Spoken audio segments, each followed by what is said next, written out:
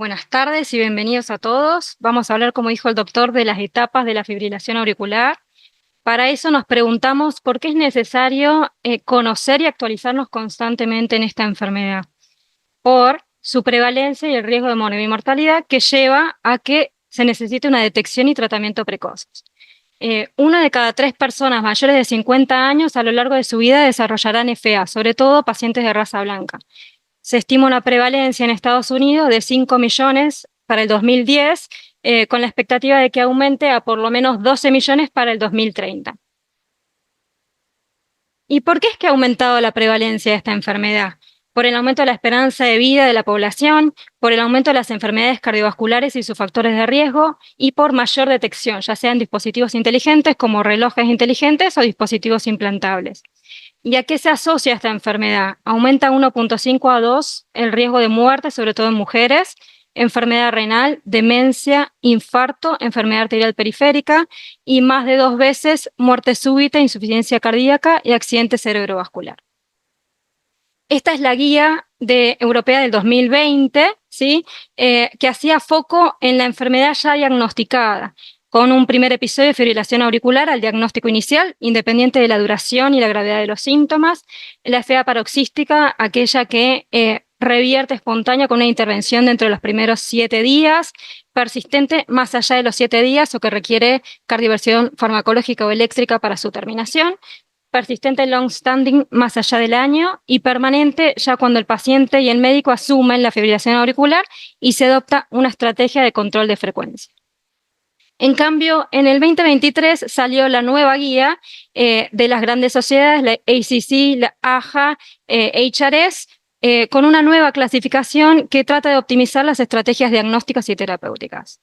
¿Por qué? Porque se entiende que toda enfermedad cardiovascular tiene distintas etapas. Pacientes en riesgo de desarrollar fibrilación auricular, pacientes en prefibrilación auricular, con fibrilación auricular ya establecida y en etapa crónica o fibrilación auricular permanente. Vamos a ir desarrollando cada etapa, ¿sí?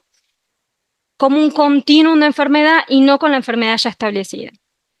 ¿Cuáles son los factores de riesgo modificables y los no modificables? Los no modificables para los pacientes en riesgo de desarrollar la fibrilación auricular serían la edad, el sexo y la genética. La edad por cada 5 años aumenta con un hazard ratio de 1.4 a 1.66 y ahí vemos en los gráficos A y B de barras de la revista de cardiología del 2017 la prevalencia de fibrilación auricular según la edad a la izquierda, que es más de 4% entre los 65 y 74 años y más del 11% en más de 75 años.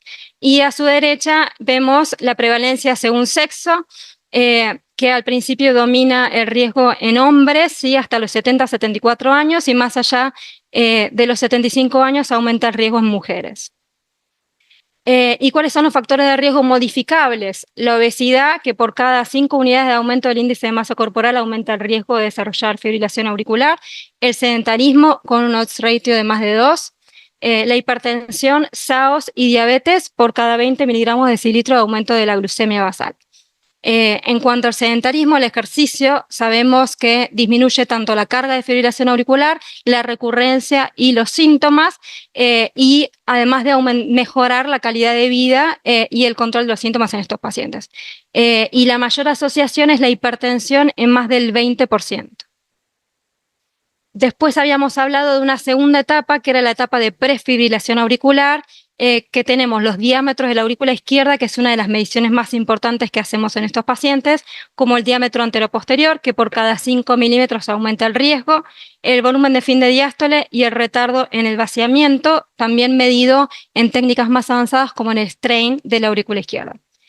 Y a su vez la asociación con otras taquiarritmias supraventriculares, ya sea las extrasístoles supraventriculares con alta carga o las taquicardias auriculares multifocales y los aleteos, ¿sí? Y después hablaba de otros escenarios de alto riesgo de fibrilación auricular y uno de los que se destaca es la miocardiopatía hipertrófica. Sabemos que al momento del diagnóstico existe una prevalencia de fibrilación auricular de por lo menos el 15% y un 85% de pacientes que se encuentran en riesgo de desarrollar la enfermedad. En el seguimiento, el 34% desarrollan la fibrilación auricular con una incidencia del 7% por año. Y se habla de empeoramiento de la fibrilación auricular cuando se pasa de una etapa a otra, ya sea paroxística persistente o persistente a permanente, de un 42%. Acá vemos curvas de Kaplan-Meier que muestran en todas las curvas un peor pronóstico en los pacientes que tienen miocardiopatía hipertrófica y desarrollan FA en el seguimiento, porque aumenta la tasa de stroke, la tasa de ingresos por insuficiencia cardíaca y la mortalidad por todas las causas. Por eso en estos pacientes es importante el diagnóstico y el tratamiento precoz de la fibrilación auricular. En cuanto a la fisiopatología, ya la vamos a ir desarrollando en el transcurso de las charlas, pero es bastante compleja. Empieza por triggers autonómicos que todavía no tienen cambios estructurales, sino que el aumento de actividad adrenérgica y colinérgica aumenta el automatismo y se produce una sobrecarga de calcio que disminuye la meseta, que sería la fase 2 del potencial de acción, y aumentan los mecanismos de postdespolarizaciones, ya sea tempranas o tardías. Después hay un remodelado autonómico que ya produce cambios estructurales con hiperinervación y ya empieza a cambiar, digamos, el mecanismo basado en trigger al mecanismo basado en sustrato, hasta llegar a lo que se llama que la fibrilación auricular engendra o desarrolla más fibrilación auricular por cambios anatómicos, dilatación de la aurícula izquierda, remodelado y disregulación autonómica.